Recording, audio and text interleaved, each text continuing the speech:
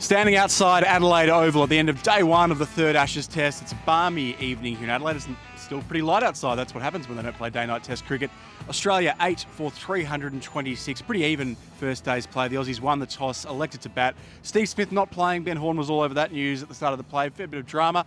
Usman Khawaja was in the runs. He's playing Test cricket the day before his 39th birthday. And Alex Carey, he's the story of the day, Ben, because he made a century in Adelaide in front of his home crowd.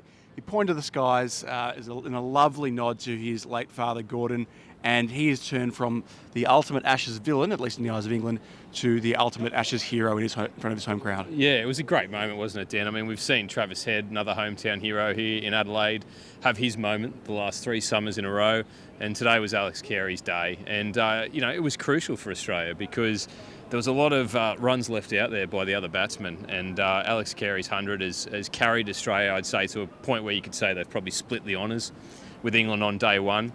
And it was a great moment and a really emotional moment when he pointed his helmet to the sky and looked up, and he was, I think, fighting to contain his emotions when he spoke after play. He didn't want to kind of delve too much into his relationship with his late father Gordon, who's had a massive impact on his career.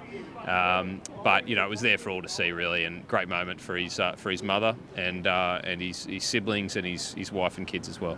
Yeah, look, he's such a polished and measured guy, Alex. We obviously know all he went through in 2023. Some very significant threats laid against him. He was clearly public enemy number one in England there for a period in the wake of the Johnny Bairstow incident. But I think leaving that to one side, his growth as a cricketer, full stop, particularly with the bat, but I mean, we saw with the gloves in Brisbane, has been exceptional. I mean, he's now averaging 51 for the year in Test cricket. I think it's easy to forget. You can look back to Christchurch last year, heading into that run chase. I mean, his career was, really precarious, particularly given he'd been dropped from the one-day team. He's come back. He's now an absolute central pillar to this side, and now he's been elevated to number 6. Yep. I mean, I don't think he's going to go that much higher than that, but I think he'd be pretty capable if he batted at 5 or even 4. Yeah. And where he's batted for South Australia. He's a really good player, and it's a great story. It is. Like, he's, to do what he did with the gloves in Brisbane, I mean, he also contributed with the bat in that match, but his glove work, ex-keepers were saying it's the best they've ever seen. And then, as you say, his numbers are sort of Gilchrist-like, really, with the bat this year. And there's a tremendous century today, although a bit of luck on 72, which we'll get to later. But, really happy for Alex Carey. Like, how can you not be? He's, just one of the nice guys. No, he definitely is. It was going to take something to overshadow the fact that Usman Khawaja made 82 today, a day after we all thought he was done in Test cricket. Quite remarkable, as I said, turns 39 tomorrow, and back in extraordinary circumstances. Steve Smith, not for the first time, ruled out of an international match with vertigo, arrived at the ground, appeared in a fair degree of doubt, and was ruled out about an hour before the start of the game. And then Khawaja, came in. Australia had lost both openers pretty early. He's batting at number 4, where he's only batted a little bit for Australia in the past.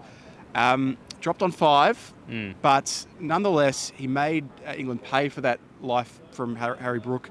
And I think he's now going to be very hard to dislodge for the remainder of the series. Now, I don't think that's going to extend his Test career beyond Sydney. Yeah. You never know, but there's now some life again in Usman Khawaja's Test career. Absolutely. I mean, I guess we'll see what the final wash is after the match. But Josh Inglis falling for 30 or 31 or whatever he did certainly even extended Usman's chances of staying in the team, because I think he's probably the guy that he'd be directly up against for a spot. Jake Weatherald maybe the other one who had a poor day at the top of the order too. But yeah, look, I agree. I mean, I think obviously a century from Usman would have slammed the door shut probably on any argument of him getting dropped before the end of this series. But 82, still very strong contribution. And it was funny, like, he looked a bit scratchy early, but after he was dropped, he really hit some form after that and played a great innings. So, a lot of drama before play. Steve Smith clearly was in doubt, even though Australia named him in their 11 yesterday. He clearly was no guarantee of playing, and unfortunately woke up still with those symptoms persisting, those vertigo symptoms. And from what we saw on the field, Steve Smith was still desperate to play, but Australia made the call. They just couldn't take that risk. Australia have some very interesting naming conventions when it comes to squads and teams at the moment. They didn't name Pat Cummins in a squad, and he almost played. And then they named Steve Smith in 11, and he didn't play. So I do think you have to take a bit of a with a bit of a grain of salt with some of what is coming out of this Australian team at the moment.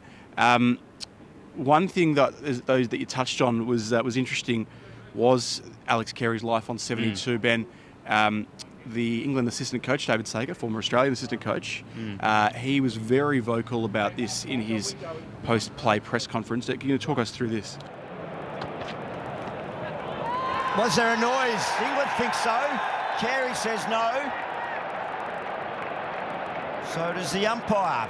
And Ben Stokes says, yeah, you're going to go upstairs. A bit of a head shake from Carey. I'm not sure what to read into that. Or was it? Just one more time. Slowly. That's before the bat. Keep going. Keep going. Roll it through under. Well, the boys were pretty confident he hit it. I think the calibration of the snicko's out quite a bit, and that's been probably the case for the series. There's been some things that don't really measure up. So, and at that stage, I can't remember the exact score, but it was a pretty important decision. Those things hurt, but just get through it. But you think at this day and age, you would hope the technology's good enough to pick things up like that. No, I don't think we've done anything about it so far, but after today, maybe that might go a bit further. But yeah, there's been concerns about it for the whole series, which we shouldn't be talking about that after a day's play, and it should just be better than that. So. Yeah, it's blown up into quite a big story, Dan, because basically Alex Carey, when he was on 72, looked like he may have nicked one behind, although the umpire didn't think so on the field, but England were convinced and immediately reviewed. Now, what's happened, Dan, is an operator error from BBG Sports, who operate real-time Snicko, and what's happened is the operator has accidentally turned up the stump microphone at the bowler's end rather than the batter's end, which has caused the sound of the snick on Alex Carey's bat to not sync up with the pictures of the ball going past his bat. And so on that basis, the decision of not out was upheld because there was no correlation between the sound and the snick. So, England have, I understand, spoken to the match referee. We're not sure whether it will go any further, but David Saker certainly made it clear that England weren't happy and that they felt maybe this had happened earlier in the series in Perth as well, and that it was a big impact on the day's play because if Alex Carey falls for 72, Australia would have been 7 for 245, and with just the tail enders coming to the crease, and given where they are now at 8 for 326, it could cost them 100 runs potentially on what happened. So it's potentially a big turning point, and we'll see how it transpires. Void series, moral ashes, same old Aussies. That's all I have to say, Ben. And I'm sure there'll be plenty of others, our good friends in England, saying, no, look, it is genuinely a very interesting story. And does leave a few questions to be asked and answered. Anyway, we'll look forward to seeing you again tomorrow, where it's going to be even hotter, and where Usman Khawaja will be blowing out 39 birthday candles.